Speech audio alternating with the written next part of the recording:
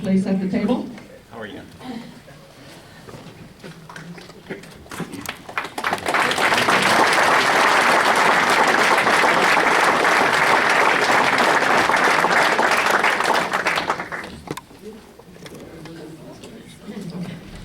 Okay, thank you everyone for coming, especially thank you to the candidates for being here and for running for office.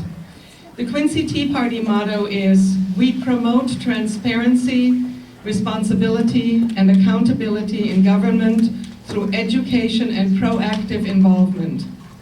This means we're here tonight and any other time to get information from the candidates on why we should vote for them. We have asked our membership for questions, which have been sent to the candidates in advance, and if there's time at the end, we'll allow questions from the floor. The candidates will start with a 3-minute opening statement, and we've just decided that Ms. Cifaldi is going to be the first one to start with the opening statement, then Mr. Farher will follow. Then we'll have the six prepared questions, and I'll ask each candidate to keep their answers to 2 minutes or less, if that's possible. And after both candidates have answered, there can be rebuttals of 30 seconds. At the end of the prepared questions, we'll give the candidates 2 minutes for their closing statements. Okay? And please show respect to our candidates that we have here, because we're all here to learn tonight. So, would you please start, Mr. Falk? Did you want me to stand or stay here? Or? You can stay seated. You can stay seated. Okay. Thank you to the Quincy Tea Party for having us tonight, and thank you all for coming to hear the candidates speak. First of all, I want to just share a couple of personal things about myself and the 3 things I'm most proud of. First, I'm a mother, and I'm a wife, and I'm a conservative Christian. I care about our community. My family and I have chosen Adams County to be our home. We've lived here for nearly 30 years. We're very active in our community. We volunteer throughout our community. My family and I volunteer at our church, which is Madison Park Christian Church. We also volunteer in the Catholic community, which is the school system that our son, Jacob, our 17-year-old son, has grown up in. We also volunteer for Fishing for Freedom. I come from a family of veterans. My father, who's here today, has served in the Air Force. My grandfather is a World War II vet. In fact, we got to take part in the Honor Flight program, which was just a wonderful opportunity. I have uncles and cousins and a father-in-law, all who have served in our military, and we're very proud of our military. We also are involved in Special Olympics in our community, because we believe in giving back. Another thing is, I'm a part-time professor over at Hannibal-LaGrange University. I teach in their nighttime program, and I teach constitutional law. I teach criminal law, legal writing, business law, crisis intervention, and juvenile delinquency. I'm also a member of the NRA. But one of the other things that I'm very proud of is that I'm a career prosecutor. I've spent 20 years in the Adams County State's Attorney's Office, the same office for which I now seek to lead. And in that 20 years, I have done many, many, many cases, tens of thousands of cases. I've handled everything from reckless homicide cases down to simple traffic cases, and a wide range of things in between. Aggravated batteries, drug deal cases, sex crimes, juvenile crimes, burglaries, thefts, domestic violence, and also DUIs, and animal abuse. For those of you who have been told that I don't handle serious criminal cases, that's simply not true. First of all, tell that to the family of a loved one who's been killed by a drunk driver. Tell that to the wife of a man who's been plowed down by a drunk driver. Tell that to a mother of a young girl whose wedding she will never see because she was taken away by a drunk driver. You see, I do handle serious cases, and they are criminal, and they have real victims. And for those of you who believe that I don't handle drug cases, again, that's simply not true. I just last week secured a Department of Corrections sentence for a possession of meth case. The week before that, the same thing. One of my most memorable jury trials was a drug deal case with crack cocaine. In that case, I hadn't even left the courtroom yet, and the jury verdict had returned. I was still packing up my folder. So I do handle those types of cases. I've also handled the longest Adams County jury trial in our history, 3 weeks long, had multiple witnesses and numerous complex issues and lots of experts. I've also handled currently the largest volume docket of anyone in our office. And I am the only person in this race that John Barnard trusts to negotiate felony cases. I have a proven record of success.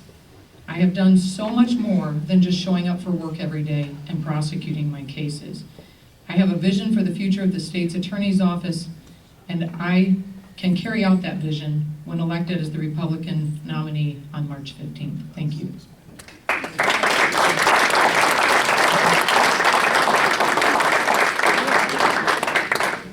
I want to thank the Tea Party for allowing us to come before you. Been here before, and I certainly respect and also agree with many of the principles for which you guys stand. I want to thank the incredible show of support that I have here tonight. It is a wonderful thing to see all the friendly faces that we have here. This campaign started over a year ago, and it has been a very long process. And I have to say that I have tried to run a very positive campaign that dealt with why I wanted to be the state's attorney and what my qualifications were. And I think I have allowed other people to speak on my behalf in my commercials and certainly in editorials with letters to the editors. And you've seen the support that I have, which is incredible amongst the lawyers, law enforcement, the retired judges, and the 3 former state's attorneys. In the recent weeks, I have been attacked with the most vicious attack ad that I think I've ever seen and lots of people have ever seen in a local election here in Adams County. And I don't like it. I don't think it's fair to my family, and I know it's not fair to me. Let's talk about those claims. Let's talk about a person who told the Herald Whig and Matt Hoff that she's the only ethical candidate. Let's talk about the situation where she has run and run and run on her ethical candidacy. Let's look at that ad for just a minute. She claims that I was relieved of my ability to make plea negotiations due to lenient sentences. And she refers to a July 15th, 2014 memo that Mr. Barnard sent out to defense attorneys. I have that memo, and we'll be happy to share that memo with you. That memo said that Laura Keck, not Jennifer Cifaldi, would be doing the negotiations. It did not say that Mr. Farha was relieved of his responsibility for those negotiated pleas. And what it didn't also say was that Gary Farha was in the hospital, having had major surgery, having lost a leg, and facing a long-term rehabilitation. I happened to come back in 30 days and wanted to continue my work with the state's attorney's office because I have a passion for it. So that ad is false. That ad is a lie. Is that ethical behavior? Let's talk about the claim that I was relieved of the first assistant. I was the first assistant from 2005 until January 29th of 2016. She says it was because of lenient plea negotiations. I have the July 29th memo to the office that John Barnard sent out, and I'll be happy to show it to you, and we can pass that out. And in that memo, John Barnard did eliminate the position of first assistant, and he said it was to give the next state's attorney the opportunity to start and structure their office in any way they chose. He didn't want them to be burdened with his structure. That ad indicates that I had interfered with a police officer when my nephew had been arrested for a DUI. We have the letter from Sergeant Dwayne Long, who recently retired from the Quincy Police Department, who is a friend of mine, and more importantly, is a very good officer. He was the desk sergeant that night, and the only person I talked to And he will tell you that there was no interfering with a police investigation. The investigation was over, and I went to the police department to bail out my nephew. And I got frustrated with the process, and I said things I wish I hadn't. And I got suspended. I got suspended for 30 days, and I paid the price. But I certainly did not get suspended for interfering with a police officer. That's a lie. Is that ethical behavior? You're going to learn a little bit tonight about ethics. Thank you.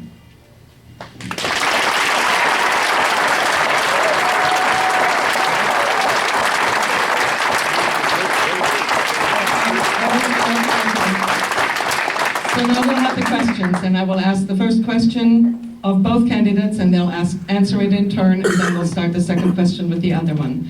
And these were the questions that were sent to us by members of the Tea Party, and I passed them on to the campaigns, so the candidates are well aware of these questions. The first one is, at the Republican Forum, both candidates boasted of their prosecution record. Does the state's attorney always prosecute, or do they sometimes defend? If they only prosecute, then who defends the state against class action suits and such? Thank you, Mecki, and I will answer that in just a moment, but I'd like to address just briefly some of the things that my opponent has brought up. With regard to the ad, I'm not going to go through every single item in it. Mr. Farha is an attorney.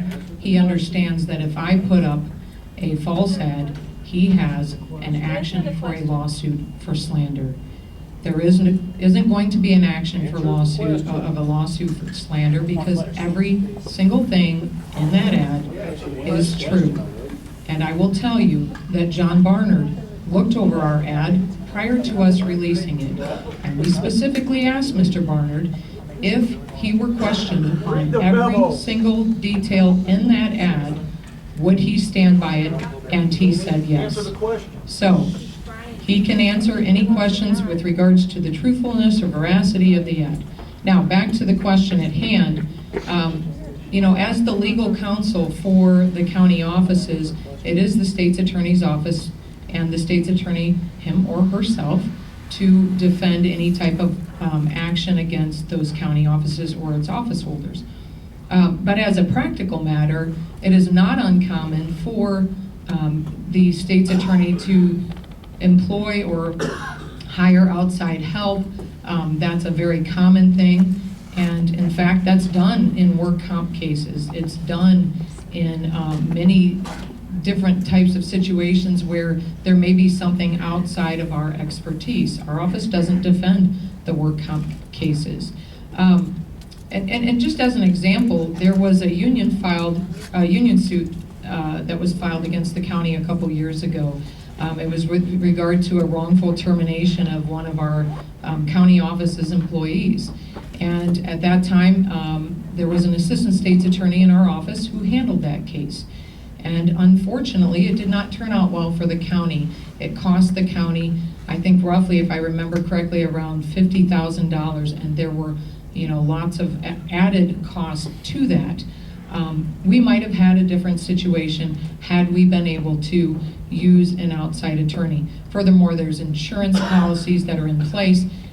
Again, referring back to the work comp situation, where the insurance agencies will bring in their own outside counsel to handle those different situations.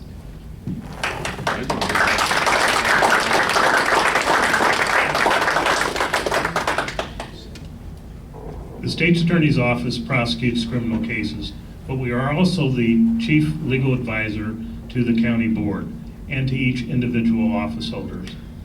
As an attorney, I've been practicing 32 years. I have over 15 years of experience as a civil attorney. That's important when deciding which cases in the civil arena to turn over to private attorneys to defend, or to even decide whether or not we need to defend them. So it is a situation where you need to have a background in civil practice to make those decisions. My opponent has, at best, less than a year of experience in the civil arena. I have over 15 years. Thank you.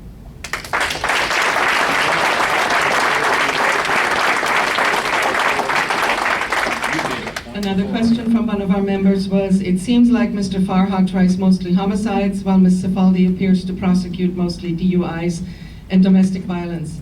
Please tell us who assigns these cases, and more importantly, what are the criteria for these assignments?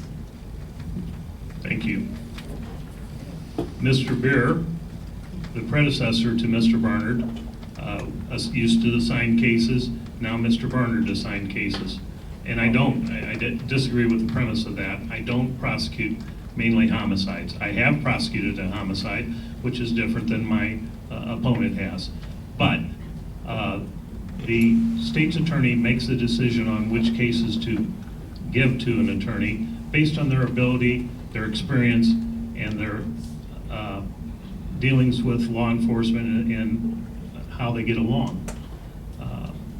I am currently assigned aggravated battery with a firearm. That's a Class X felony. But that's a decision that the state's attorney makes.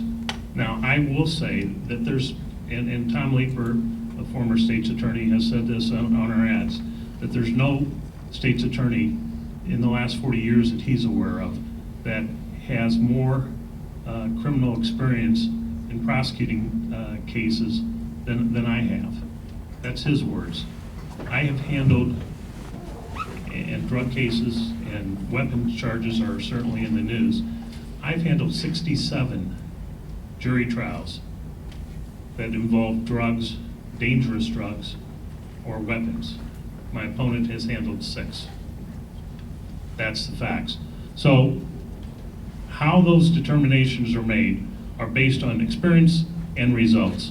I have the experience and I've gotten the results that have resulted in over 10,000 years of prison sentences that people have received. In the last 5 years, the statistics are this: 2,259 years of prison sentences on cases I've handled. My opponent, less than 250.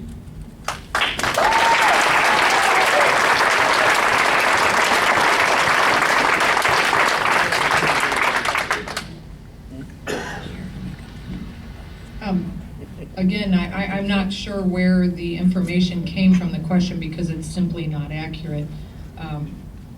As far as trying any homicide cases in my 20 years in the office, Mr. Farha has tried 0. I, in fact, confirmed that with John Barnard since we got the questions ahead of time, and I have the paperwork right here. He now says he has prosecuted a homicide, which is much different than the speeches and the programs I've been with him at, where he has used the plural sense of the word homicides. You know, his ads are simply false, and they're very misleading. You know, he just put an ad out in the paper the other day that said he's done 100 plus jury trials. I have the numbers right here. There's 76. So, you know, I guess we all have to decide who we're going to believe here. Numbers speak for themselves. You know, oftentimes when we think about a homicide, we think about, you know, guns. And unfortunately, in our community, that has been the case this last year. But folks, a death is a death. And I have handled multiple cases in which lives were lost. I know them by name. I remember the victims. I remember their family members. And those are serious cases. You know, the fact is you're much more likely to die in a traffic crash than you are by a gun. But when I handle those cases, I'm achieving the results that I'm achieving by not going to jury trials, not causing the taxpayers any extra money, not costing them, because I'm getting the same results through plea negotiations. And it's not from reducing my charges, it's not from giving overly lenient plea negotiations. Again, Mr. Barnard trusts me to make those felony plea negotiations. I've not been suspended, and I've not had my title taken away from me for any reason whatsoever. So, you know, keep that in mind. Homicide cases can often include a different variation than what you typically think of, and I have had a much more wide experience in dealing with homicide cases than my opponent. Thank you. I didn't want this to turn into that, but that's an absolute lie. I have had over 100 jury trials. What she doesn't mention is that I was a public defender and a private attorney, and I've had over 25 jury trials as such. That's convenient that she doesn't mention that. And I have handled murder cases as a public defender, 2 of them. So that's completely inaccurate. And let's talk about her handling of reckless homicides. The last 3 reckless homicides that she's handled have been reduced to Class A misdemeanors. Wow.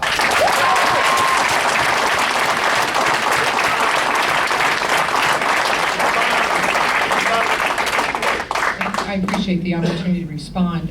Mr. Farha, I guess I'm confused because I have your mailer. You're kind enough to send it to me. And in it, I was going to bring a copy tonight. It's the same as the one in the paper. It says prosecuted 100 plus jury trials.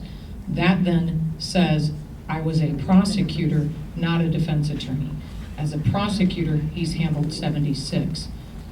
So let's be clear on that. With the homicide cases, I base my prosecution on the evidence before me and the facts that I have. And in any case in which any type of reduction or anything like that might have been done, and I'm not sure which cases he's referring to, I could maybe guess one of them, we did that based on the evidence we had. It wasn't a homicide case. It was something where our own expert deemed it not to be. So I think that's the fair way to do it. I do it based on the evidence, not on trading favors, not on, patting somebody on the back or, buttering somebody's bread. So anyways, I will turn the mic back over to Mickey.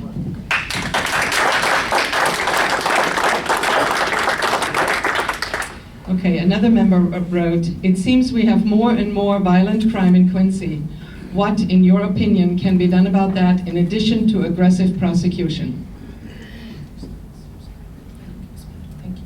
Thank you, Mackie. Whenever I take on an area of law that I've been assigned to, I always employ a 2-prong approach. And I think, other than aggressive prosecution, one of the things that we need to really be focused on here is that of education and prevention in the community.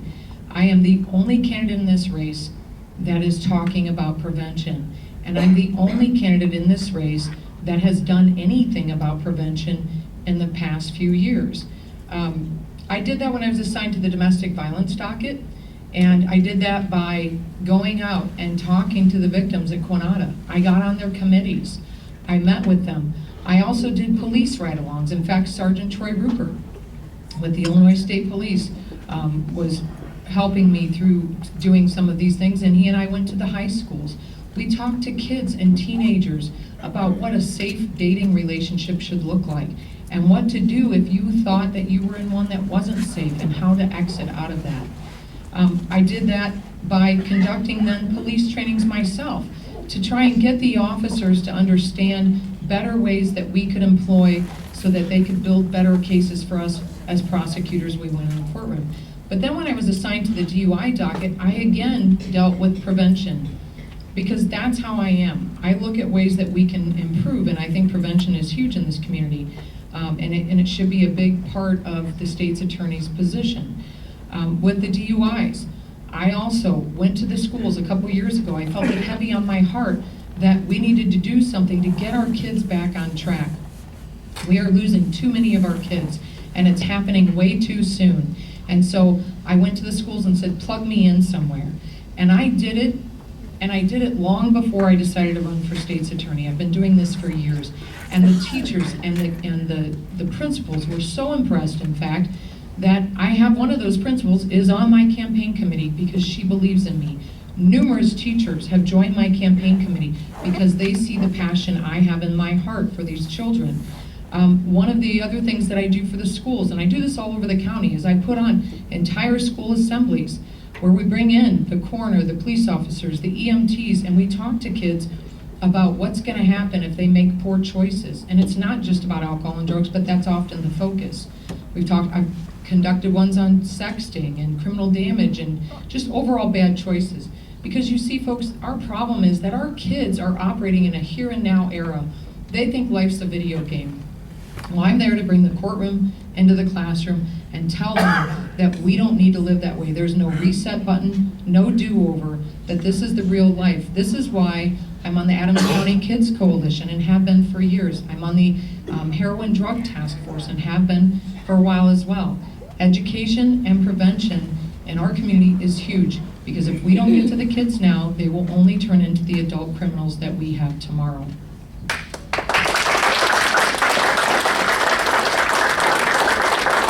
I don't know if there was an answer to that specific question, but let's respond a little bit to what she says. She's getting paid overtime every time she goes out and talks to the schools. She gets a $44,000 grant to go and That's poor. talk. That is really poor. It's actually 52. Anyway, let's answer the question about what are we going to do with drugs. And here's with the violent crimes. Yeah. The answer is very similar to what we did with the crack cocaine problem in the late 90s. You work with law enforcement. They have intelligence. They decide who it is that is operating and doing these crimes. In the case of the El Rukins and the Black Pea Stones, those people were targeted and they were dealt with. And they were taken out one by one. And we don't have a gang problem today, an established gang problem today because of that. In the same way that we have a wannabe gang now that is responsible for a lot of the violence, we have to target those people, and we have to give law enforcement all the assistance that we can possibly do. I worked with the Drug Task Force hand in hand. I was out with them on a nightly basis. I wasn't getting overtime for that. And the cooperation and respect that I have for law enforcement and they have for me is unparalleled. And that's the only way we're going to get at the problem here and now. The problem in the future, and Mr. Chair, can I please speak? The here and now is this. We do have to deal with it, and we have to deal with it very aggressively. We also have to deal with kids, and I have a solution for that. My Citizens Advisory Committee will be in place, and we will deal with, we have experts from all over the arena. We have experts that are school teachers, we have experts that are retired police officers, retired judges, we have experts that are current police officers, and we're going to come together and come up with solutions for the problem that we have with youth. But we have to deal with the problem now, and that's how I would deal with it. Thank you.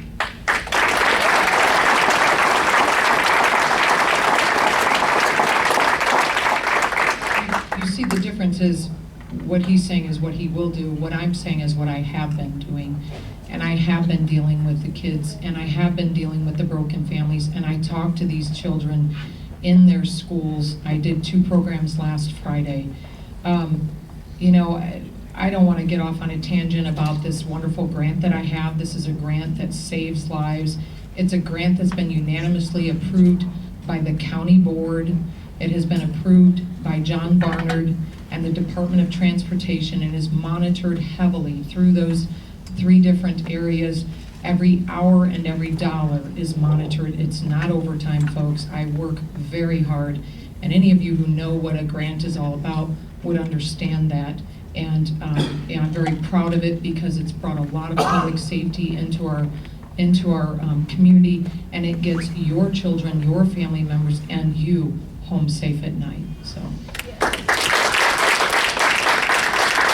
And we live in a bankrupt state, and this state sends her all over the state to train people for DUIs. I won't allow that.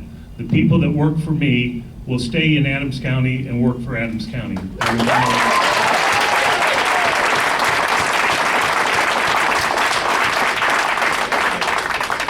Another question was, it seems that people arrested for drug use and dealing in Adams County are able to plea bargain their way out of going to prison. Why does this seem to be so? Well, first of all, it's not necessarily so. Last 5 years, cases I've handled, which were primarily drug cases, 2,259 years of prison. So the question is not correct. But the fact of the matter is, the President of the United States has certainly influenced through the Department of Justice what happens criminally. The federal prosecution for drug offenses has gone down. We can't get people, we can't even get those cases taken to a large degree anymore. And the Illinois Supreme Court has also put restrictions on people. Governor Rauner has indicated that we're not going to increase jails and the populations anymore. In fact, the Department of Corrections is letting people out. So we do have to come up with better solutions.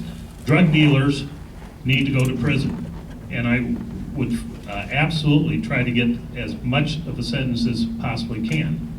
However, people that have an addiction, people that are drug users, you've got to come up with different solutions, because we cannot afford to send everybody to prison. It's just impossible.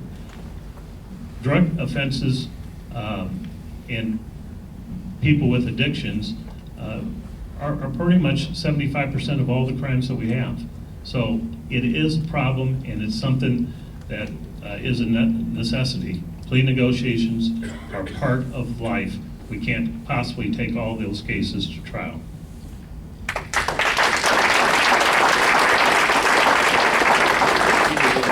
Thank you, Becky. And before I answer that, I just want one last comment about the grant. If Mr. Farha had done his homework, he'd realize my grant funding comes from the federal government, not from a bankrupt state of Illinois. Regardless, back to the question at hand. With regards to drug use, we have set up a culture where it's comfortable for drug users to come into our town, and comfortable for them to hang out and prey upon our addicts. I can tell you that that is not my history. I do not have a history of pleading Class X felony cases down to Class 4 felony cases. By the way, a Class X felony, for the folks who are not in the criminal realm, carries a maximum sentence of up to 30 years in prison, and it's a mandatory prison sentence. We can blame lenient judges, we can blame a lot of people, but the buck stops at the state's attorney's office and the prosecutor who's in charge, or who was in charge of those pleas, and pleading them down into a range where they can get probation, which is often pled down to non-judgment probation, which means they don't even have a record when it's over, and without a day in jail. Okay, that's overly lenient plea negotiations. That's not what I'm about. And this gets into the second prong of my approach. I was talking about my two-prong approach. First prong, education and prevention in the community. Second prong, swing hard and heavy at the back end. Okay, I think that there is a big difference between an addict and a dealer. And the addicts do need help. And we do have to prosecute addicts, because sometimes that's the only way that we can get them into treatment. It's court ordered. We can't get the court to order them into treatment unless we're prosecuting those cases. And if they mess up, they need to be held accountable. And that's the type of prosecutor I am. I am a prosecutor that holds people accountable. Again, I don't prosecute Class X felonies and then reduce them down sometimes to Class A misdemeanors, which has been a habit of somebody in our office that used to handle those cases. You know, with the DUIs, I have a 96% conviction rate. That is the highest conviction rate in the entire state of Illinois. In my area, that's my area of expertise. But more importantly than my conviction rate is the fact that I, through my wonderful grant that I'm very proud of, have been able to decrease the DUIs in our streets, my streets, your streets, by 65%. It is at the lowest rate that it has ever been in the 20 years that I've been there. And that's because of the same thing, the two-prong approach. Education and prevention, swing hard and heavy at the back end. My opponent wants to talk about how I haven't had a jury trial in 5 years. You know what? I don't think I've had a felony. I don't know if I've had a misdemeanor. He seems to be keeping better track of my record than I am. But the fact remains, I don't have to go to jury trial. 96% of my people are pleading guilty to the crimes for which they're originally charged. 96%. Do you folks realize how much a jury trial costs? Look at the recent article in the paper on the Loveless case. And unfortunately, they're going to have to do that one over again. They didn't get a result. I'm getting as good or better results from being hard and heavy than if we went to jury trial. So folks, there's no reason to go to jury trial if you've got somebody who's willing to plead guilty because they know that you have them. And through the innovative techniques and programs that I have developed, I've been able to do that. And I've received awards for that. So that's the significance of my two-prong approach. Education and prevention, swing heavy and hard at the back end. And then we can clean up our community and we can take it back from the drug dealers who prey upon the addicts. Thank you.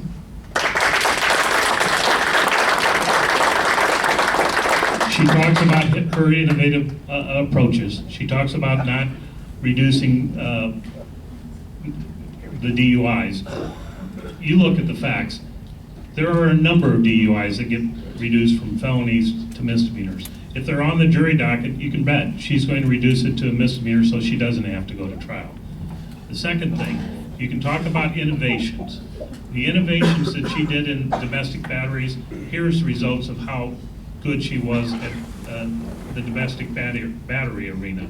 She had 18 jury trials that involved domestic battery or aggravated battery. It was 17. 7 of those were guilty, 10 of those were not guilty. Mr. Bernie Beer, who is here and who would be happy to talk to you, would tell you that he removed her from that arena because she was not successful and she was not effective.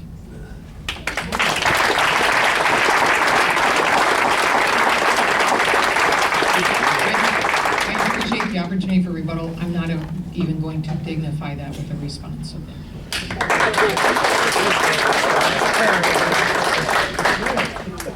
We have question number 5, and one of our members wrote, drug use is so rampant in our community. At what degree do you prosecute, and at what degree do you put them into rehab programs, and who pays for those programs?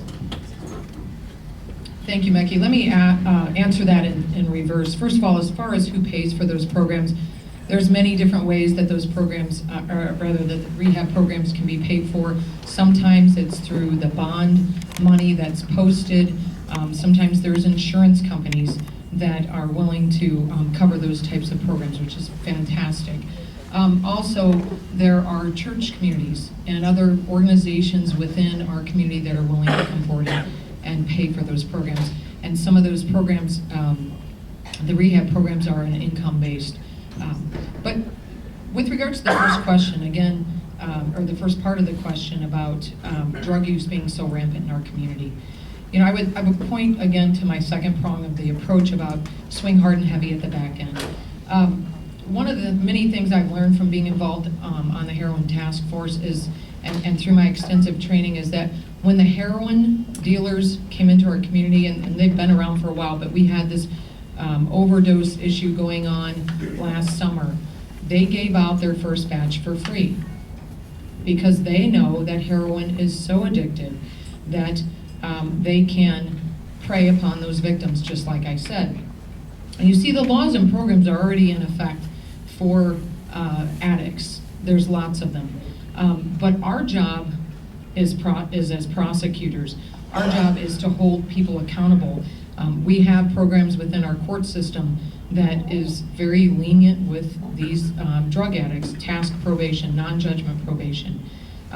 But again, I would emphasize that I prosecute my cases based on the evidence that I have in front of me, and not based on somebody's status in the community, not based on what defense attorney they may have.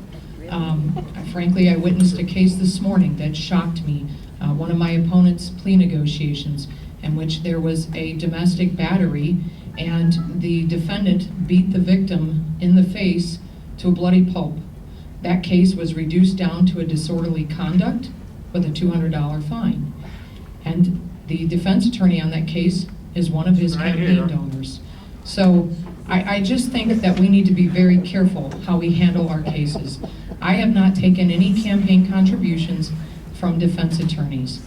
My opponent has, and he does it when he has pending criminal cases with them.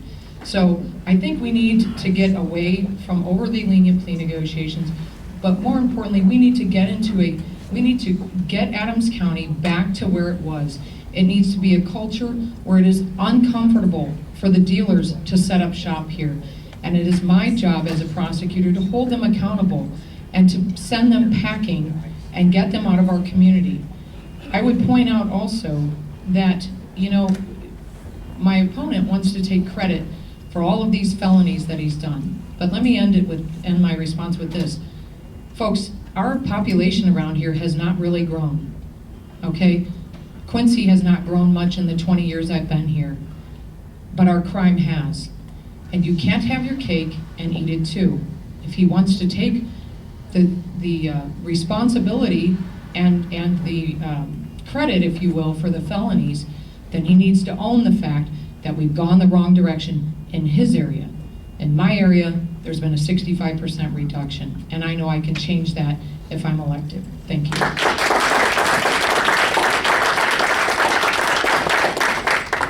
Tom Leeper took contributions from attorneys.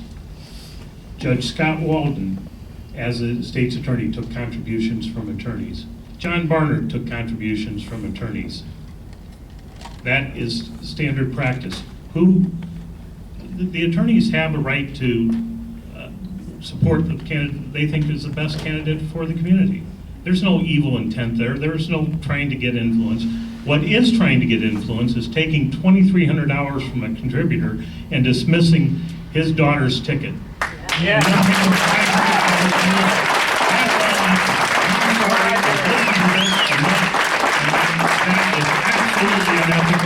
That is wrong, and for her to say that I'm doing something wrong by taking attorneys' contributions, that's it. I apologize for getting upset, but I can only listen to so much of this crap. Now,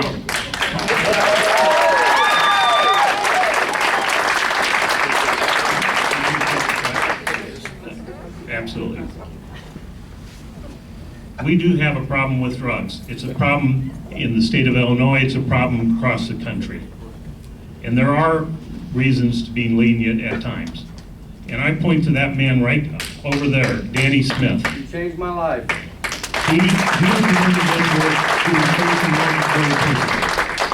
He is an individual that was on probation for methamphetamine. He was an individual whose father was dying. And the father came to me and said, "Can you please show him leniency?" And I said, "No, I can't. He's facing mandatory prison." But I said, if he makes an effort and shows and goes to treatment and does something, then yes, I'll take a chance on him. He went to treatment. He got clean. He had a wife. He had a young son. He went through drug court and graduated in January. I am not ashamed for giving him a chance because his dad died getting to know that his son was succeeding. He has a wife that now has a husband that she can be proud of. He has a little kid that knows his father and can be proud of them. He has a good job. He is not costing the state of Illinois $35,000 a year to be in prison. Instead, he's paying taxes and is a productive citizen.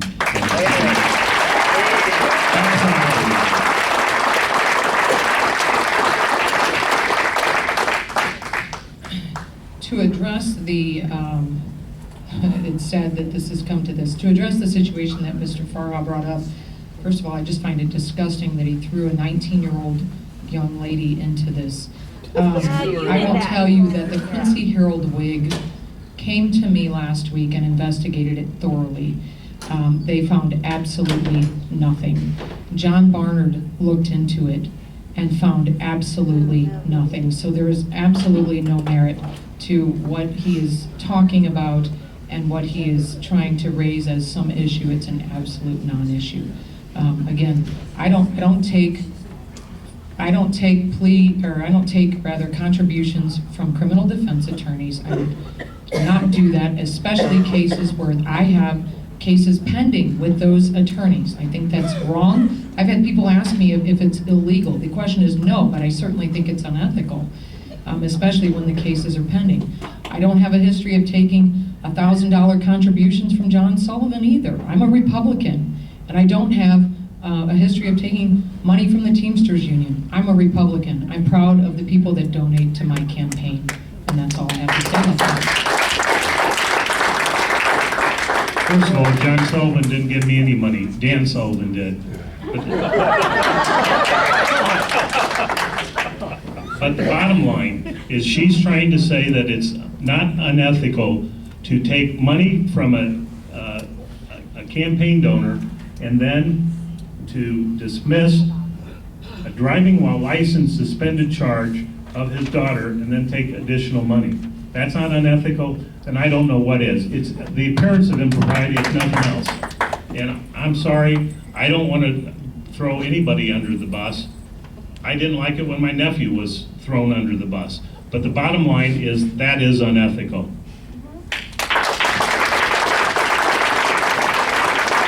The last one of our prepared questions is, could you briefly describe a recent felony case you prosecuted in the courtroom, including the date range as lead prosecutor in Adams County and its outcome? I'm going to talk about my last trial, which was last year in July, I think. It was a trial involving an aggravated battery, and the defendant was named Keith Gavin. The reason I'm going to talk about this case is not because of the result, because the result wasn't good. They found him not guilty. Why I'm going to talk about the case is the significance of the act and why it was important we prosecuted him. The Gavin family has been a nemesis to Quincy since the family came here from Joliet. I prosecuted Christopher Gavin and Ezra Gavin in the year 2003 for drug offenses. I secured, those went to trial, we secured guilty verdicts, and those two individuals who were major drug dealers went to prison for 50 years and 40 years respectively. Another one of the Gavins went to prison and died in prison. Another Gavin has a warrant for an aggravated discharge of a firearm or aggravated battery with a firearm. He shot somebody and he's out on the loose with a warrant pending. So when I was prosecuting Keith Gavin, it was important that I did. In that case, our victim was intoxicated and had some problems with her memories, and we had to rely on the testimony of her 9-year-old daughter. The jury was out for two hours, and they came back with a not guilty. They did not feel like we could show that the victim was choked by the defendant. I'm not telling you about this case because I'm necessarily proud of the verdict. What I'm telling you about the case is at least we took it to trial. It was important that we took it to trial. You look at the video of our campaign with Judge Scott Walton and look at his letter to the editor, and he says Gary will try cases. He's not afraid to try cases. Look at that as opposed to my opponent and what she's done with her reckless homicide cases. She hasn't taken those to trial. Either they shouldn't have been charged or they should be taken to trial, not reduced to Class A misdemeanors.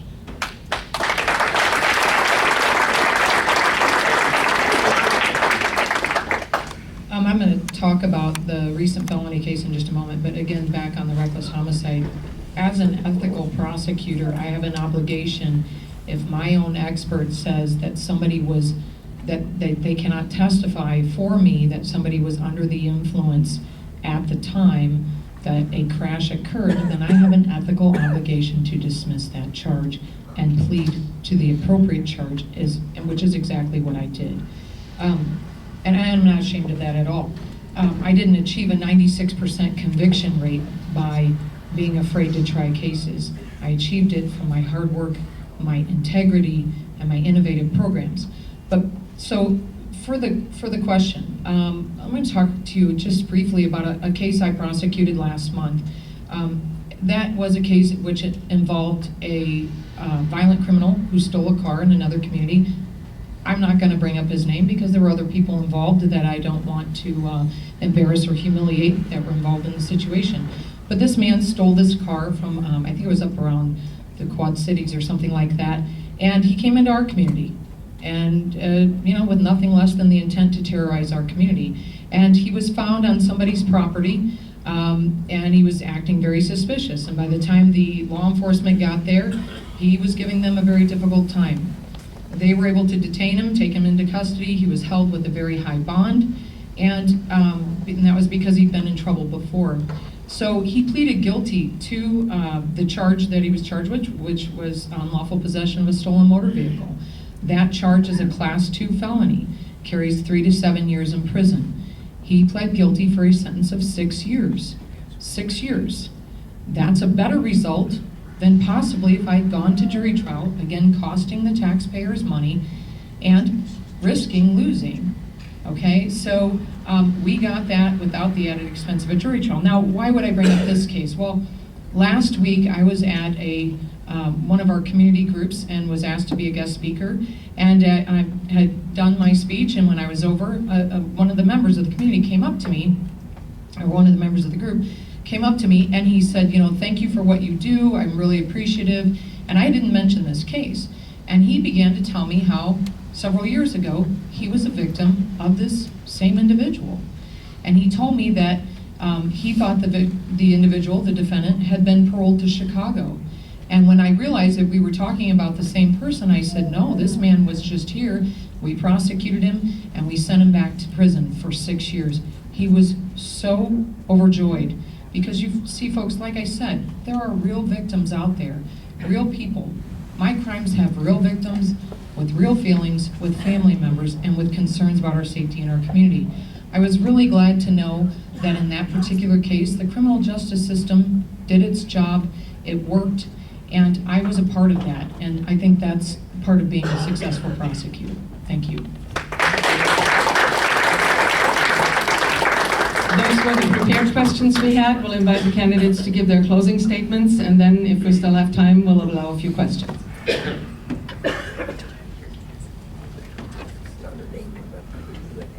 I am running for state's attorney, and I'm quite fortunate to have the backing of a lot of people, and I'm proud of that. Last Friday when we spoke, my opponent called me a name dropper. But I think it's very important in a race like this for you to understand where my support is.